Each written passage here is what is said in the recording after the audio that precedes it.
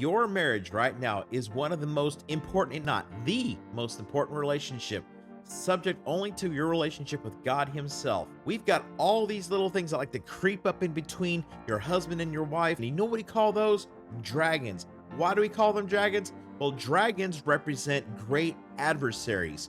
These giant fire breathing lizards they seem to be almost indestructible. The Bible sometimes calls them demons, but regardless, they're nothing more than things that are getting in between you and your spouse. If you want to know what those are and the 3 things that you can be doing right now to fight back, stick around and let's get started. So what kind of a demon or dragon, if you will, can be creeping inside your marriage? Here's the first one: lust.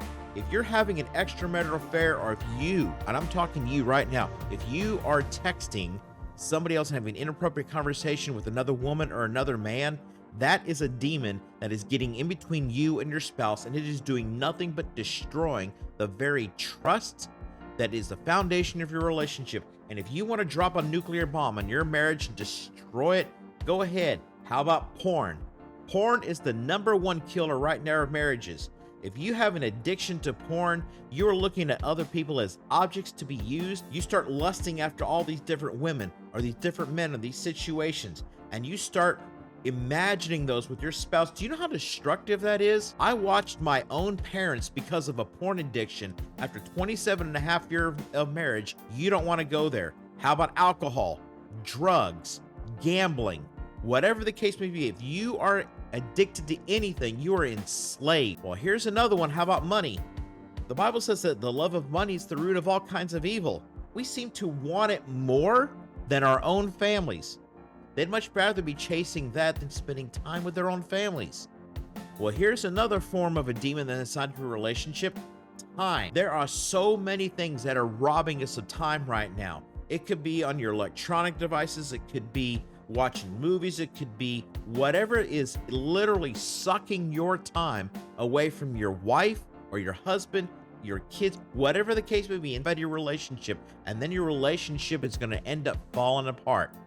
Well, how about communication? You don't know how to communicate well through a heart of compassion and humility with your spouse, you are going to destroy them and therefore your marriage. Finally, understanding or compassion.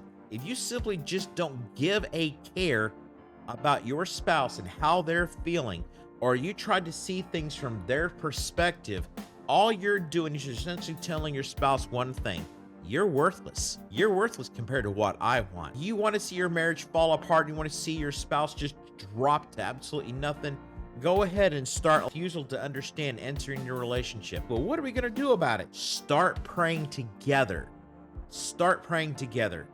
The Bible says in James 5 verse 16 that the effective, fervent prayer of a righteous man avails much.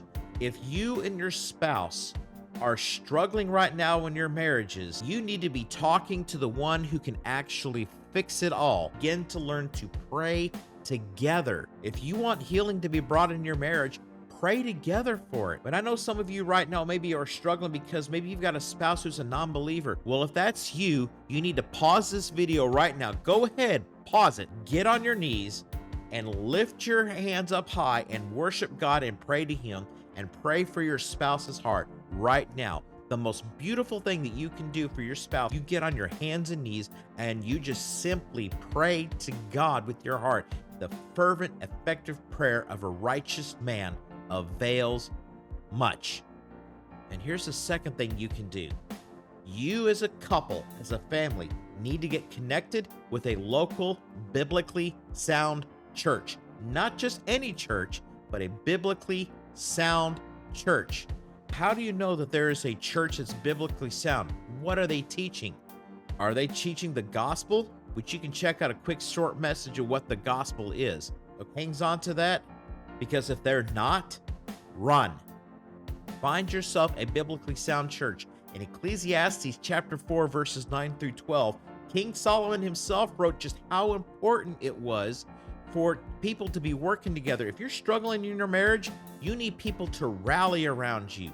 You need people to just look to say, I need some mentoring. You've got to be connected to a local church so people can hold you accountable and to help you through this most trying time right now.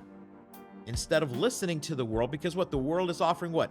Irreconcilable differences. That's like simply just an easy way out for your marriage. Well, 1 Corinthians chapter 3 verse 19 calls the world's wisdom folly. That is a church word for stupid. If you want to follow some stupid advice, listen to what the world says. But if you want your marriage to not only survive but thrive, and then you have an awesome testimony to share with other people when they're struggling, guess what? Find yourself, not only are you supposed to be praying for each other, praying for your marriages, but you're also supposed to be inside a locally, biblically sound church who can rally around you and hold you accountable and to lift you up and to walk with you as you begin to see God restore your relationship. And here's the third and final thing you can be doing right now. And this is that you need to embrace your biblical roles in your marriage. You can look this up. Ephesians chapter 5, verses 22 through 32. All right, that's a real clear picture of how a marriage is supposed to be. Men, I'm warning you right now. I'm talking to you. I'm not talking to your wife, I'm talking to you. Guess what? If you're watching this video right now and you start reading the very first verse where it says, wives submit, and you shut it down, you want to destroy your marriage in a heartbeat? Go ahead. Look to your wife and say, look, it says right here, and you stop and you say, wives submit. You need to submit, woman. Go make me a sandwich. If that's your attitude, you're really in for a world of hurt. Men, we have a big responsibility to love our wives as Christ loved the church. We have a big responsibility to provide for them. We have a big responsibility to lead them the way Christ leads us. Our wives need someone that they can look up to see the example of Christ in their own marriages. And we need to be the leaders in our home and the priests in our home. And if we're going to see our marriages survive and thrive, then we need to embrace the biblical roles in our marriages. Wives, you have a very important role. You need to lift up and encourage your husband. Encourage him to lead. Encourage him to pray with humility. Encourage him just to pray. Work hard in your family. Pursue your husband. It's okay to want romance. It's okay to want your husband to be kind of the gushy man who wants to hand you roses on an occasion. It's okay to want all that. Don't listen to what the world says. It's okay to want romance. It's okay to want to embrace being a godly wife and mother. And here's a real short video, just an quick overview of what a godly husband is supposed to be. And here's a quick review right here, quick video of what it looks like to be a godly wife. If you want your marriage, those demons, those dragons to be slayed in your marriages, you need to first to pray fervently. And the second thing you need to do is you need to be plugged into a local, biblically sound church so that you can get the help and the godly mentoring and wisdom that you need to walk through this together. And finally, embrace the biblical roles. And I mean biblical, not just what the world says, but your biblical roles in your marriages. Men, lead with the heart of Christ in such humility, and to love your wife with a fervent passion that has never been seen before on planet Earth. And wives, come unto your husband's leadership. Love him and support him and encourage him. The two together become truly one flesh as God's design.